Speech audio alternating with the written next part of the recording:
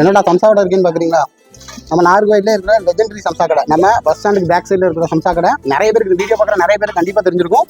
So நான் வந்துட்டேன். Already bus ஸ்டாண்டை பற்றி வீடியோ போட்டிருந்தால, அப்போ இந்த சம்சா கடையோட நினைவுகளையும் நான் ஷேர் பண்ணியிருந்தேன். அதனால இந்த ஓனரே கால் பண்ணி கூப்பிட்டுருந்தாங்க. சரி, டேரெக்டாக வந்தாச்சு. நானும் வரணும்னு நினச்சேன், வந்துட்டேன்.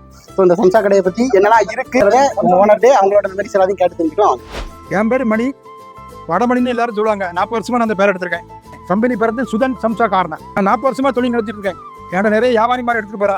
டெய்லி வாடிக்கையாளர்கள் சில்லறை வியாபாரத்துக்கு நிறைய பேருக்கு வரா. நான் அவ்வளோ டேஸ்ட்டாக நல்லா கொடுப்பேன். சமோசா தான் ஃபேமஸ். இங்கே எல்லாம் உண்டு. சம்சா, உளுந்தோட, பருப்போட, உண்ணியப்போ ஆர்டர்லாம் நல்ல முறையில் செய்து கொடுப்போம். முன்னாடி கணேசபுரத்தில் இருந்தோம், இப்போ இங்கே இருக்கோம். கணேசபுரத்தில் ஒரு 15 வருஷமா 20 வருஷமா நடத்துகிறோம். இங்கே ஒரு 20 வருஷமா நடத்திட்டு இருக்கோம்.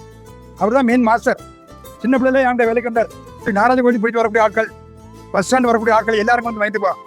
40 வருஷம் நல்லா ஃபேமஸ். நம்மள ஆரம்பத்தில் 1 ரூபான்னு கொடுத்தேன். 25 வருஷத்துல சம்சா 1 ரூபான்னு கொடுத்தேன்.